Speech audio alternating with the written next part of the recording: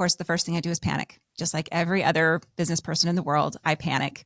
Oh my God, start calling people. What's happened? But once you get through that initial, okay, this is the way it's going to be for a little while because of the economy. It's not that I've made everybody mad, or it's not just me. Then I start thinking about, okay, so what are the things that I'm going to do to change this trajectory? And one of them is definitely call people. If we're in a downturn, which we may be right now, we may even go into a recession or depression. That does happen. We had one in 2008 where nobody did a whole lot of work except for emergencies. Unfortunately, if you put dental work off, it doesn't get better. And so there will be a rebound. But I have a list of like, okay, I have 2 hours. What am I going to do with that time?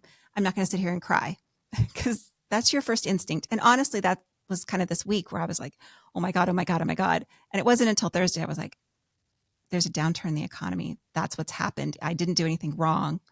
How are we going to solve these problems?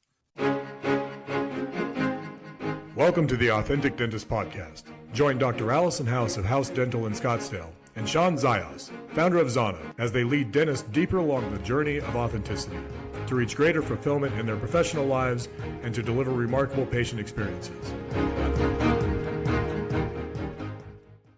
Well, Allison, as we were just talking about, it seems like dentistry is kind of in a weird place again. And I don't know, I haven't heard anything official, but I think it's partly because of the lagging effects of the economy with inflation. My observation has just been that patients seem to view dentistry often as elective, unless, of course, you have an abscess. And when discretionary income or discretionary spending is down, it just seems like patients find ways to put off doing the dentistry that they know they need to do. This isn't your first rodeo. You've been a dentist for over 25 years now. 25 years. What do you do in a time like this? So I've been through a number of these ups and downs, and it's just business. It's just the way it is. But I think there's a lot of things to do when you're looking at your schedule and it's empty. So I always look at my schedule the month before. July, we had a great month. August was a lot empty, and I was surprised because that doesn't usually happen. September is often empty, but August is usually pretty full. So I'm surprised by this. So there's a whole bunch of things that I do. Of course, the first thing I do is panic. Just like every other business person in the world, I panic. Oh my God, start calling people. What's happened? But once you get through that initial, okay, this is the way it's going to be for a little while because of the economy. It's not that I've made everybody mad, or it's not just me. Then I start thinking about, okay, so what are the things that I'm going to do to change this trajectory? And one of them is definitely call people. So I have someone in my office whose only job is recall. They're supposed to call patients, text patients, email, whatever they need, and get people on the schedule for cleanings. And so that is their job. Look back 2 years, see who's in the practice, make sure you're not bothering them, make sure that you're scheduling treatment when we diagnose it, those kind of things. But then there's still going to be openings. So then I try and group those openings so that I have time with my team. So I don't leave like an hour here and an hour there. If I can, I'm going to move like we have a 2-hour lunch instead of like a couple of random hours during the day. And when we do that, then I have time with my team. And really, we can solve problems because most of the time we're busy and we're just going. So we have team meetings and we try and solve some of the problems that we're having in terms of how we speak to patients. This week, I had a 2-hour opening at lunch. So I had a periodontist come in and talk about gum disease and what can be done and what happens if it isn't done. And I had my front desk there. I had my whole team had to be there. It was a little bloody. I felt bad. But it was really good for them because they didn't understand the long-term consequences of gum disease. And I noticed immediately that they were able to talk to my patients about it in a way they hadn't before. So there's a lot of things you can do to build your team and build your practice during a down period. I just think that's so smart that you're consolidating the opening. So it's not just like, 20 minutes here, or like you said, an hour here. It's like when you can bring it into 2 hours, now you can be more strategic about how you want to use that time. When it comes to predicting a downturn in maybe patient flow, is there like a 6-month lag? Do you know, have you ever observed like, okay, if the economy is doing bad in this quarter, that means a year later it's going to start affecting the way that patients spend? Like, is there any correlation? If the economy starts doing better, when does that all of a sudden translate? Or is there really no correlation between that? Oh, no, there's definitely a correlation. You said something interesting. You said that patients view dentistry as elective. It's sort of elective. If we're in a downturn, which we may be right now, we may even go into a recession or depression. That does happen. We had one in 2008 where nobody did a whole lot of work except for emergencies. Unfortunately, if you put dental work off, it doesn't get better. And so there will be a rebound at some point. It's usually 6 months to a year where all of a sudden you can't keep up because all of these patients that didn't do the filling you suggested or didn't have this tooth removed and now it's abscessed and they've lost all this bone. Well, that $200 problem went to now a $1,500 problem or a $3,000 problem. And it's not your fault. You told them, but that's what's going to happen if you put things off. I think it's fair to tell patients this, but not in a mean way or a scary way, because it's just going to happen. If you have nobody in August, I can guarantee next August it's going to be busy. Now, even in terms of like the way that a practice has, the mix of patients, whether it's middle class, upper class, maybe it's an overgeneralization, but it seems like upper class people are still spending money. That's not true. It sort of depends on the downturn that you're dealing with. If sometimes the stock market will drop and people who are in a blue collar area aren't paying attention to that. They're just worried about wages. But people in an upper class area are like, oh my gosh, we can't do anything. The stock market's down. Okay. Retired people will do that. But if inflation is up, that doesn't seem to affect them in the same way. So it does depend on your population and who you're dealing with. I guess my thought there was like, if you're a cosmetic practice and you're dealing with the affluent, are you as nervous right now? Because are people still going to get aesthetic, treatments and procedures done because that's what they want? Is it more practices that might serve the middle class? Because it just seems like the middle class keeps getting squeezed. And they are. I don't know much about a cosmetic practice. I have such a health-based practice with older patients and talking about food and nutrition. So that seems to be, it's slow and steady. A cosmetic practice may be much more resilient, perhaps. I don't know.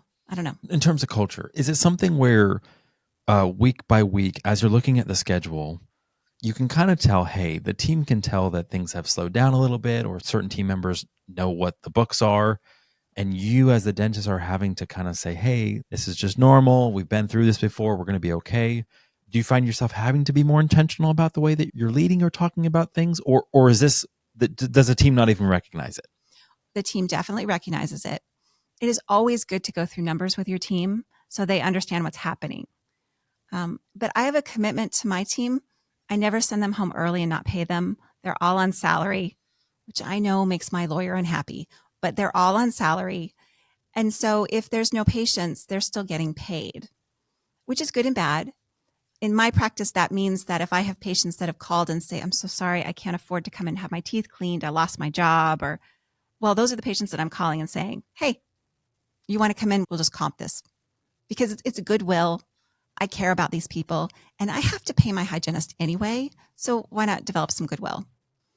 It depends on your practice. If you have a practice where the hygienist wants to go home early, then that may not work for you because then you're out of pocket more. But for me, I have to pay my hygienist anyway. I might as well have some goodwill built in. The other thing I do is we market. I tell my team we have to market. So whatever marketing looks like for you, I think in this Instagram world, TikTok, maybe you're making more videos. Maybe whatever it is that you do to market, block some time off, have your whole team do it. It's kind of like the thought process around the way we view things during COVID, where all of a sudden it's like all these dentists were like, wow, we have time. So many dentists I know started podcasts or they started writing their book because they're like, I never get time like this. So we don't ever look at open time or, schedules that aren't as full as a positive thing. But I think if COVID taught us anything, it's like, just be ready to know, hey, I have an hour here that, someone canceled. Okay, well, let me just, put out another 2 or 3 posts. Let me turn in that time and redeem it into some sort of content generation to get marketing. I think that's great. So it's like almost like have these playbooks ready so that if something changes or your week's not as busy or your day's not as busy, you can kind of say, step into productive mode, step into marketing mode or whatever, and start doing some of the things that maybe you don't have the time for when your practice is booming. Absolutely. There's a lot of software out there. I have a to-do list. I think it's called To-Do List. It's a software where you can write down all the things that you wanted to do and then the tasks that it would take to do them. And a lot of times when we're slow, I'll sit there and think about, well, what are some of the problems that I see we're having? Are we doing a great job at drop off? How are our new patients coming in? Do I like the way that they're answering the phone? Because, I'm not up there. I don't know. But I'll listen to what they're saying and we'll craft messages as a team. But I have a list of like, okay, I have 2 hours. What am I going to do with that time?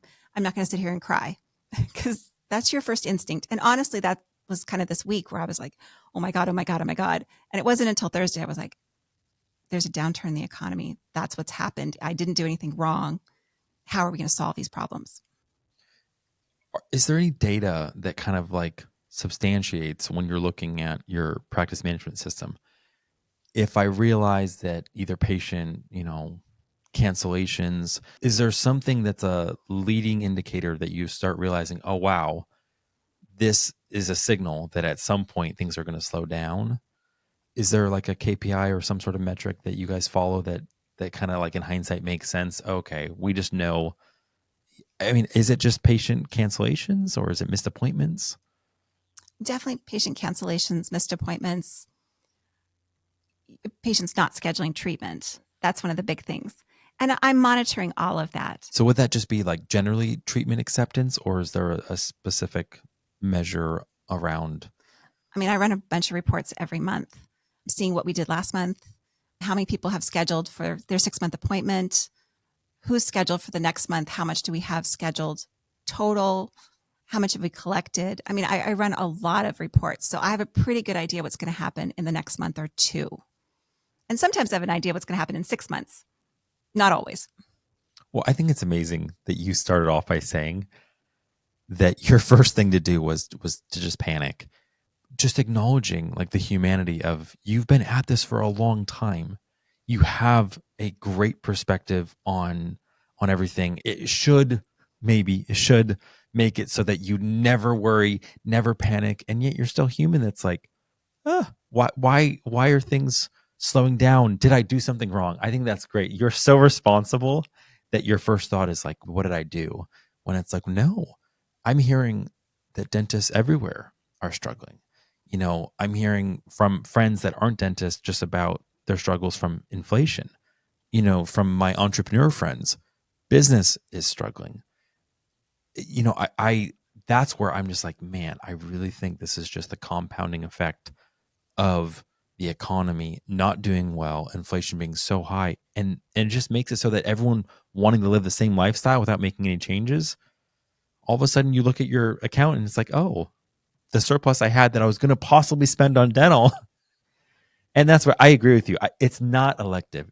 It's just sad that most people often see it that way. I don't think it should be in that category, but I understand that sometimes. I mean, life gets in the way. Patients have a baby, they lose a job. I mean, things happen and they put things off. And unfortunately, there are consequences to that. But it's the same thing for anything with your health. You have to go in and get your mammogram. That could have serious consequences if you don't do it. So it's just like anything. You've got to take care of whatever it is you have to take care of. You got to fix the leak in your roof because that will be bad someday if you ignore it.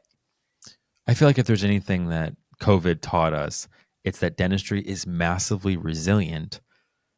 And yet I don't know. I don't know if we're still dealing with some of the effects of just, the way things slowed down during COVID, or if people had to dip into lines of savings or a line of credits.